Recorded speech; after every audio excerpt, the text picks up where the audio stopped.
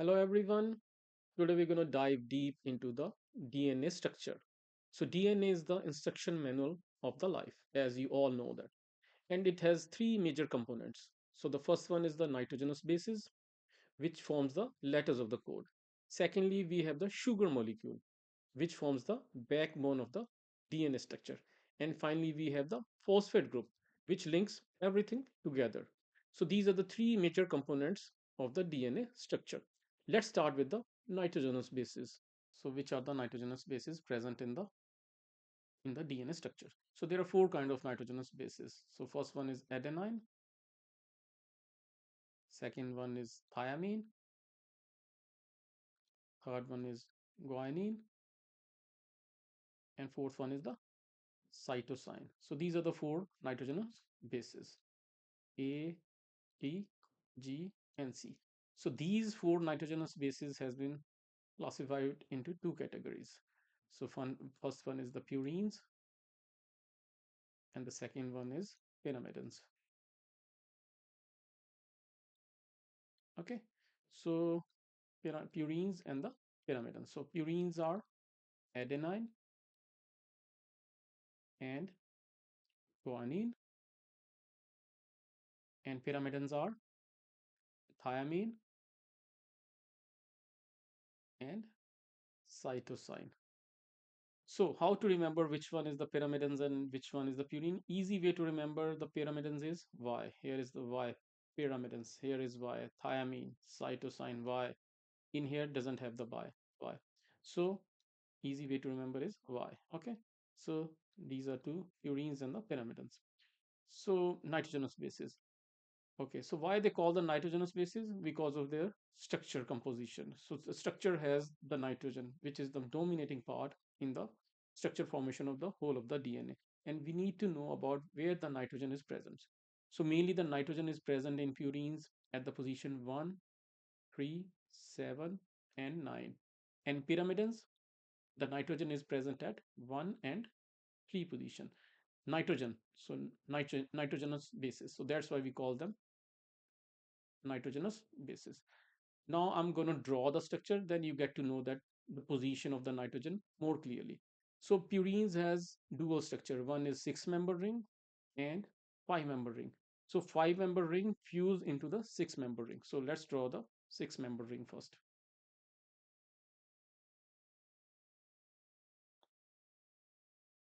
Okay. And 5-member ring has been fused out from here. Okay. Okay. And position of the nitrogen is at 1, 3, 7, and 9. Okay. So where is 1? So 1 is here. So nitrogen, so we start from here counting 1, 2, 3, 4, 5, 6, 7, 8, and 9. Okay. So nitrogen is here, 7, 3, and first position. Okay. So nitrogen is present here. And with the structure of the pyrimidines, the structure is simple.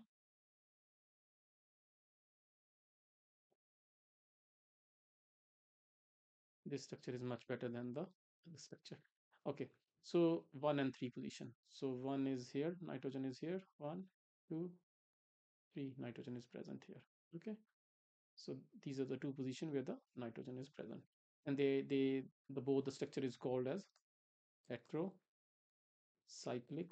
ring. Why they call the heterocyclic ring? The reason is that it has more than one atom. So it has, so the basically the structure of purines is C5, H5, and N5. So the carbon is also present here, hydrogen is present here at different places.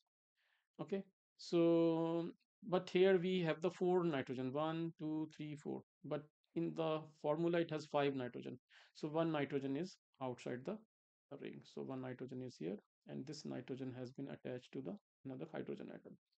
And carbon is present here, here, and and here, and carbon is present here and here. So yeah, if just to make it more complicated, so better to understand where the nitrogen is present. Nitrogen is present at 1, 3, 7, and 9.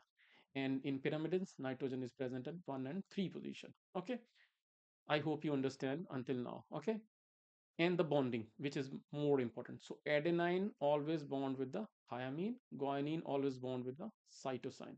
Okay, adenine and thiamine bond is double bond, and guanine and thymine has a triple bond. Okay, this is very important part which you guys need to remember all the time. Okay, so until now the nitrogenous bases are clear for you. Okay, so let's do the structure of sugar molecule, the pentose sugar.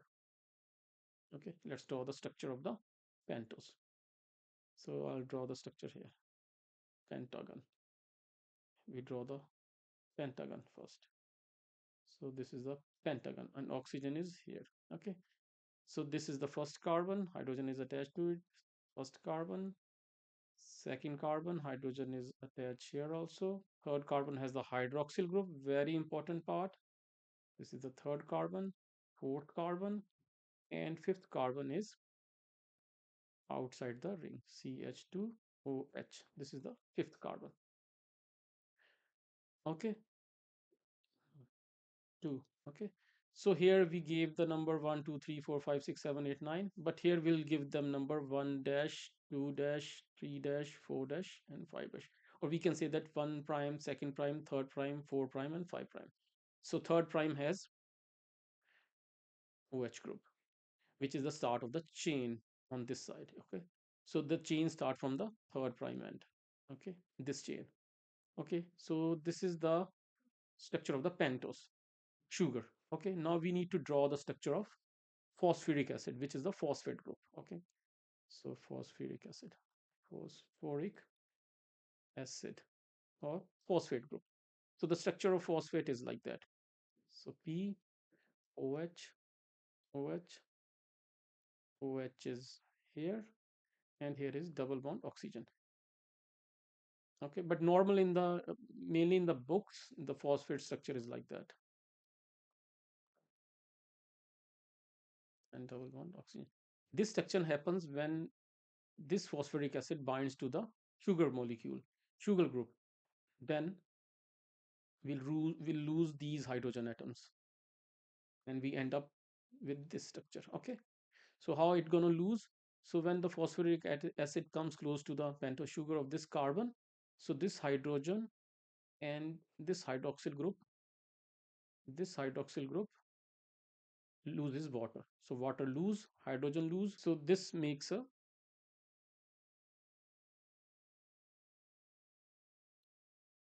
so this is the phosphoric acid.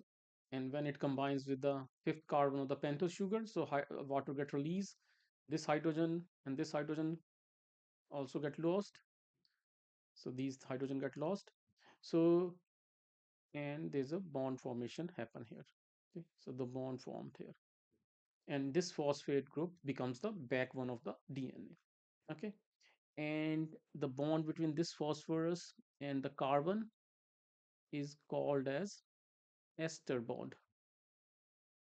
Ester bond, you need to remember this one. This is very important.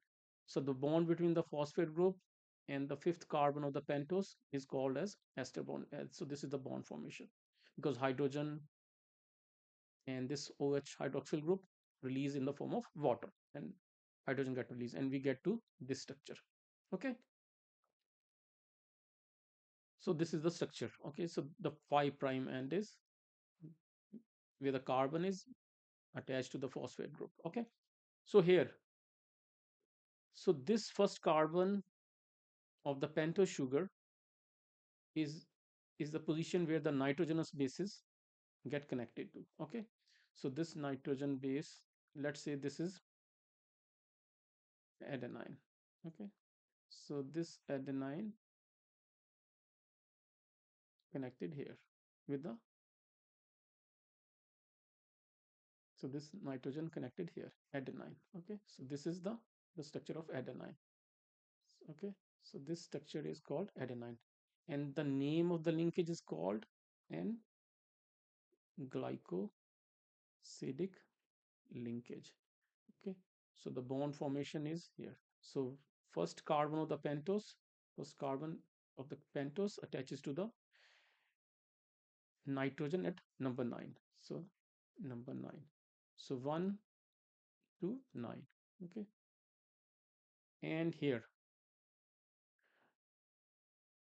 we, so this is adenine and this is thiamine. Let's say this is thiamine. This is the structure of thiamine. So A always bond with the T. So how the structure connected? So this nitrogen combined with the third nitrogen, and this it has this double oxygen bond. This nitrogen combined with the oxygen with the hydrogen bond. So hydrogen is the one which combine these ones together. So hydrogen is the one. So it has A and T has a double bond. Okay, so this is the double bond formation happens between the adenine and the thiamine. So we say that we already know that adenine and thiamine has a double bond. Guanine and the cytosine has a triple bond. Okay, so double bond and triple bond. And in if instead of this adenine, if we have the guanine, so it should have the triple bond. So the triple bond forms in here like that. Okay, with the hydrogen atom. So this is the whole structure of the DNA. So this whole structure is what makes a nucleotide. So we have the phosphate group. Okay, phosphate group attaches to the pentose sugar at the fifth carbon. Okay, and the first carbon of the pentose sugar attaches to the nitrogenous base, and this nitrogenous base with the double of the single bond with the next nitrogenous base, and this nitrogenous base has the same sugar group, and phosphate is the backbone. So phosphate becomes the backbone. Okay, so this is the pentose sugar, and yeah, and the bond between them is hydrogen bond. Hydrogen is the one which makes the bond between them. Okay, so A always bond with the T, G always bond with the C. Adenine and thiamine has a double bond, guanine and cytosine has the triple bond. So I show you here. So this is the double bond. And in case of if this is guanine and this is cytosine, so triple bond. Okay, so here is the double bond, one, and here double hydrogen bond and triple hydrogen bond. And this whole structure is called as nucleotide. So nucleotide is phosphate group and sugar and nitrogenous base. So this is the whole structure of the DNA. So in the next video, I'm going to do the replication process. We'll break down this bond. We'll add more nucleotides, and then we see how it goes. Okay, there are 4 enzymes which makes up the whole of the whole of the replication process. So the enzymes are helicase, primase, polymers, and ligase. These 4 enzymes are playing the game. So helicase breaks the bond. So we'll see in the next video how it goes. And yeah, so I hope you like this video. Thank you.